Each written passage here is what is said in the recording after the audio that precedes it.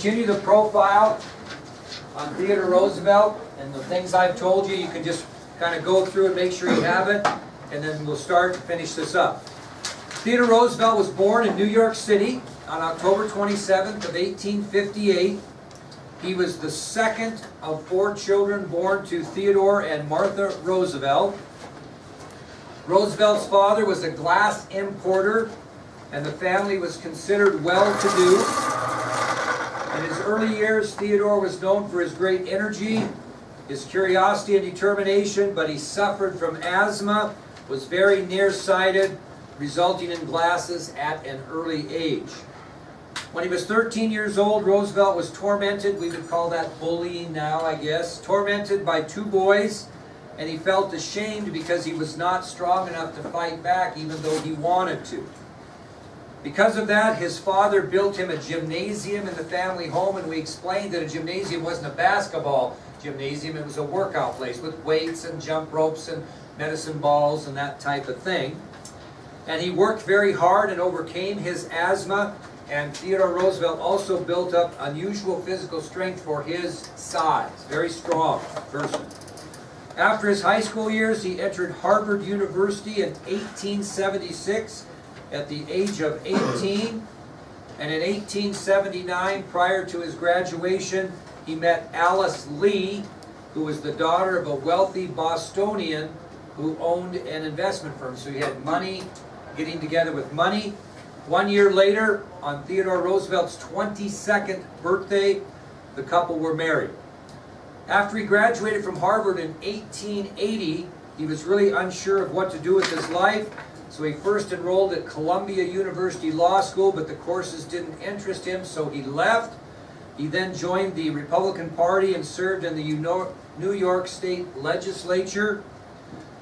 All continued on course for Roosevelt and his family until February 14th, Valentine's Day, 1884, when he suffered a double tragedy in his life.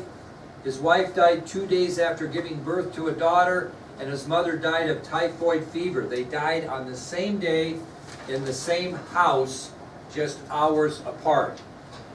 After the death of his wife and mother, Roosevelt needed to get away. He left his daughter Alice in care of his sister, and he left the East and headed to the American West, running 2 cattle ranches on the Missouri River in the Dakota Territory. And he became an avid writer, and he published 2 books, a biography of Senator Thomas Hart Benton of Missouri, who we had talked about before, and he also published a 4-volume series entitled The Winning of the West. On December 2nd of 1886, he remarried Edith Carroll, who was a childhood friend. They had 5 children together and raised his own daughter, Alice. After his marriage, Theodore Roosevelt resumed his political career, but lost his bid to become mayor of New York City. I think I told you before that he won, but he actually lost that bid to become mayor of New York City. In 1888, he was appointed to the Civil Service Commission by Republican President Benjamin Harrison. He was reappointed to that commission by Democratic President Cleveland, and he served in that capacity until 1895. In 1895, he accepted the position of Board of Police Commissioners in New York City. During this time on the board, Roosevelt fought hard to stamp out dishonesty on the police force, and after campaigning vigorously for William McKinley in 1896, Roosevelt was rewarded by being named Assistant Secretary of the Navy. After serving the remainder of President McKinley's term after the assassination, Roosevelt would be elected to his own term in the election of 1904. I think that's where he ended, right? We said that we would tell you 4 notable things that were accomplished during Roosevelt's own presidency, which means he did this after 1904. Okay, these are things he did during his own presidency after being elected in 1904. First one was the Panama Canal. You ever heard of that? Panama Canal. We'll tell you, see what you know here. This would be great. Now, at this time in American history, the countries of Colombia and the country of Panama were in a revolution. And President Roosevelt supported Panama in this ordeal because he knew that Panama would support a canal through their country. So again, at this time in history, the countries of Colombia and Panama were in a revolution, and President Roosevelt supported Panama in this ordeal, knowing that the country would support a canal. As a result, Roosevelt sent American ships to aid Panama, and Panama prevailed in that conflict with Colombia. So Roosevelt sent aid to Panama to help them in their revolution against Colombia, and as a result of that aid, Panama would win that conflict. Now, do you understand what the Panama Canal does? What does it do? Who did the report? Brian. Brian, what does the Panama Canal do? Oh, what was? Yeah, but I mean, what did it do geographically? It made ships able to go between what? The Atlantic Pacific Ocean through the Panama Canal. Because you connect South America and North America together, and Panama's kind of not a very wide country, right? And it put a canal through there so ships wouldn't have to sail all the way around South America to get to the Atlantic. They could go straight through. Okay? Now, the Panama Canal began construction after Panama prevailed in this revolution. And believe it or not, it was completed ahead of schedule and under budget. That never happens. Whenever you build a house or build a bank, over there, Meg's dad's bank, your dad's hoping it's going to be on time, and he's going to hope it's going to be on budget, because they never are. If they are, you're pretty excited. Yeah. But the Panama Canal was under budget, on budget, and completed actually sooner than anticipated. And it cost $360 million to complete the Panama Canal. $360 million. Who paid for that? We did. That's right. Now, even though the Panama Canal officially opened after Roosevelt left the presidency, he cited it as his greatest accomplishment as president. So it didn't get completed until after he left office, but he cited in many interviews and publications that it was his greatest accomplishment as President of the United States, the Panama Canal. Okay? The second thing of significance that happened during the Roosevelt presidency was national parks. National parks. A number of national parks were established. Matter of fact, the number of national parks across the nation doubled during the Roosevelt presidency. The number of national parks doubled during his presidency. He was also really into conservation. What's conservation, Peyton? Conserving nature. And wildlife and such. And probably his most notable conservation act is when he saved an island in Florida known as Pelican Island. So probably his most notable conservation act, conserving our natural resources and wildlife, was when he saved an island in Florida known as Pelican Island. And really what it was before he saved it was swampland that everybody viewed as worthless. How did he save it? I'm going to tell you. Okay? So, Roosevelt's most notable conservation act was saving an island in Florida known as Pelican Island. And the island was basically a swampland that most people viewed as worthless. Well, Roosevelt was concerned about the number of birds that inhabited that island. And they were going to destroy that island, and progress was going to take its place. And Roosevelt didn't want to see that because of the number of birds that inhabited the island. So what he did is he declared it a federal bird reserve, which was the first one ever in the history of this country. So Roosevelt uses his presidential powers and declares Pelican Island a federal reserve. And it was the first federal reserve, bird reserve, in the history of the country at that time. And when he put that legislation into place, Pelican Island was saved and the birds had their home. Okay? Now, when he did this, this is kind of interesting, when he established the first federal bird reserve, or basically the first conservation reserve for any kind of an animal, it began what we know today as the Fish and Wildlife Program. And in each state there is a person that's the head of the Game and Fish. That's where it all came from. So when Roosevelt started this federal reserve, this one's for birds, the first in the nation at the time, this action began what we know today as the Fish and Wildlife Program across our country, in which each state has a head of the Game and Fish. You know what's weird though? I came here, Montana doesn't call it Game and Fish. They call it Fish and Game. So when I came here and people said Game and Fish, I thought, geez, don't you know anything?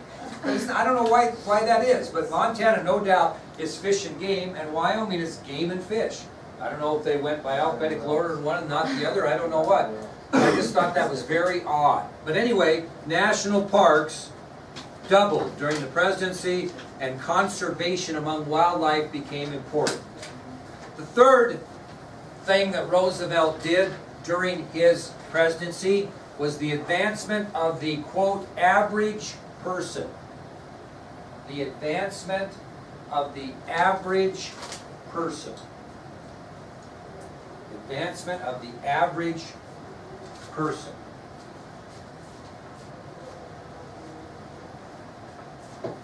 Now, as Andrew Jackson did way back, Theodore Roosevelt had a great bond with the average American. Theodore Roosevelt had a great bond with the average American, similar to what Andrew Jackson had when he was president.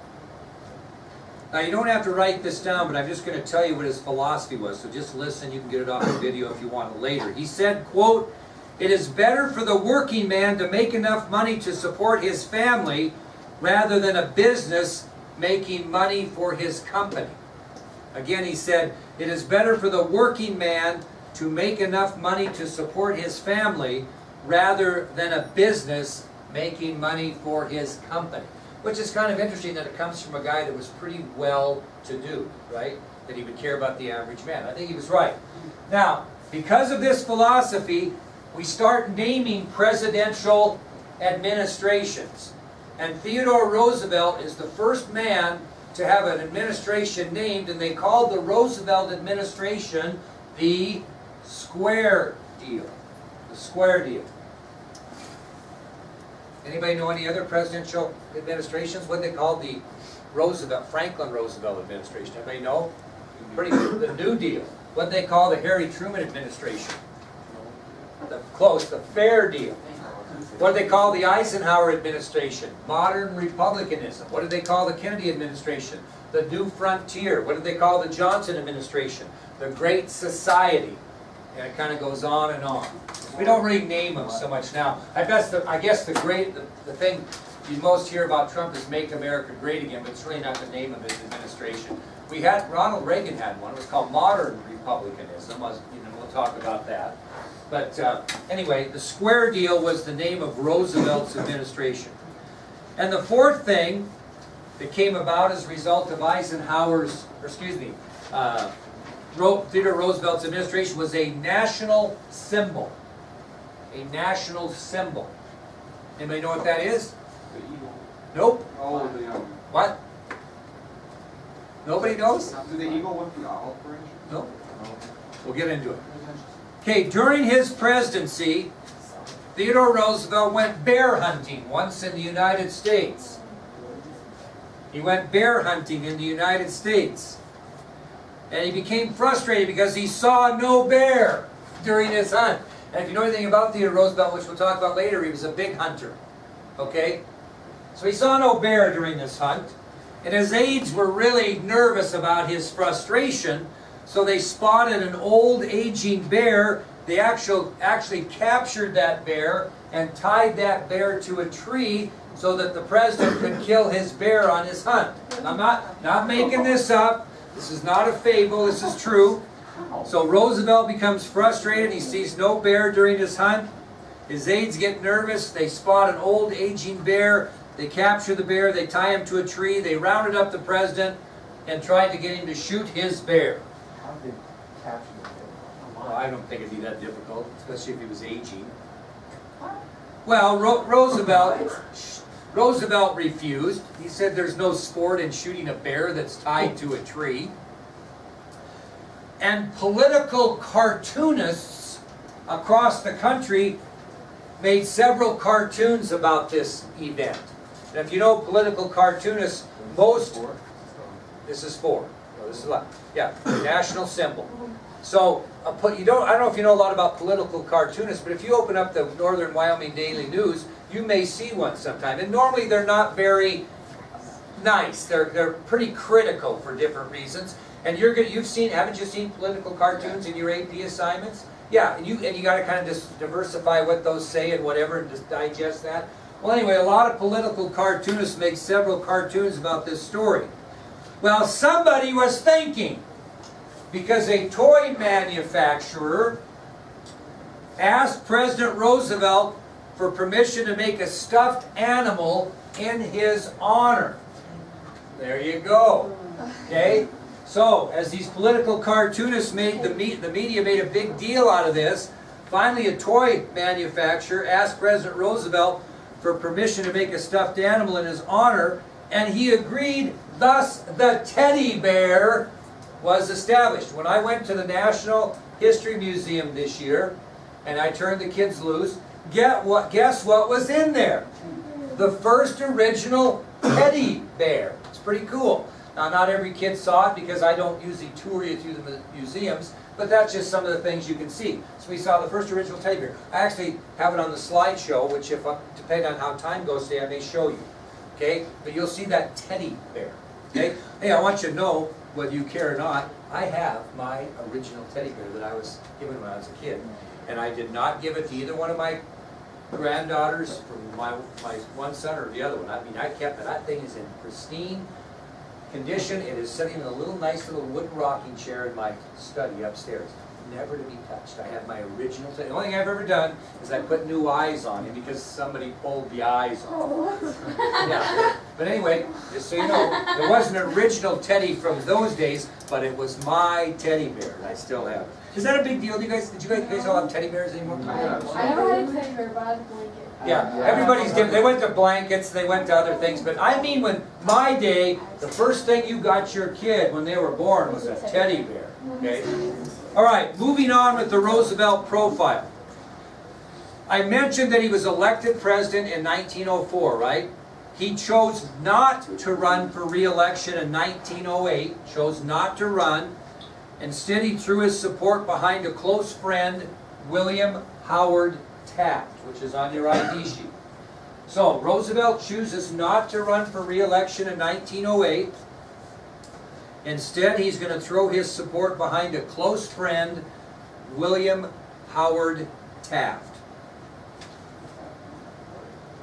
I'm not going to give you another election because you've had plenty. I'm just going to tell you that in the election of 1908, William Howard Taft defeats the Democratic nominee to become the 27th president. Anybody want to guess who that Democratic nominee was? William Jennings Bryan. That poor guy, he was a good politician, but he lost all the time. The only one that compares is Adlai Stevenson, which we'll talk about when we get into the 50s, 1950s. But anyway, Taft went on to win the election. He defeated William Jennings Bryan and became the nation's 27th president. Well, after Roosevelt left the presidency in March of 1909, because that's when Taft was inaugurated, he left the presidency in 1909. He went to Africa and stayed overseas for more than a year doing what? Hunting. So after he leaves office in March of 1909, Roosevelt gets on a ship and he sails over to Africa and he spends the next year hunting. Now, anybody want to guess how many big game animals he shot during that year? Isn't that like over 1,000? Oh, no, not 296. He shot 296 animals, including 9 lions. He shot 296 animals. That's about one a day, isn't it? 296 big game animals. Now, Brian, he might have shot 1,000 animals. I'm just telling you the big game animals he shot. He might have shot 1,000. Who knows? But anyway, he shot 296 big game animals, including nine lions. Now, some of the specimens from those animals he shot, he sent back to the United States and gave them to what organization? No, you'll get a chance to see them next year. The Smithsonian Institute. Okay, Institute. So, Roosevelt shoots 296 big game animals, including 9 lions, during his year stay in Africa, and he did bring back animal specimens for the Smithsonian Institute. And if you get to the right place, you can see some of those. Okay? So Museum Day should give you lots of options next year on what you might want to see. Well, Roosevelt gets home and he finds himself in the center of national attention. He finds himself in the center of national attention when he gets back, which he really didn't expect. Because progressive Republicans believed that President Taft had betrayed them, and they wanted to turn to Roosevelt to run for the presidency again in 1912. So Roosevelt gets back from Africa. He shot all these animals. He finds himself in the middle of national attention. Progressive Republicans. What's the difference between somebody that's progressive and someone that's conservative? What's a progressive person, Sully? Move and groove. Change agent. Progressives, people who wanted to see changes within American politics and the Republican Party, didn't like Taft because he was very conservative, and they saw him as not supporting their views. And so when Roosevelt gets back from Africa, they try to talk him into running for the presidency in 1912. And he agrees, but he's not going to run as a Republican. He's going to run as a member of a new political party known as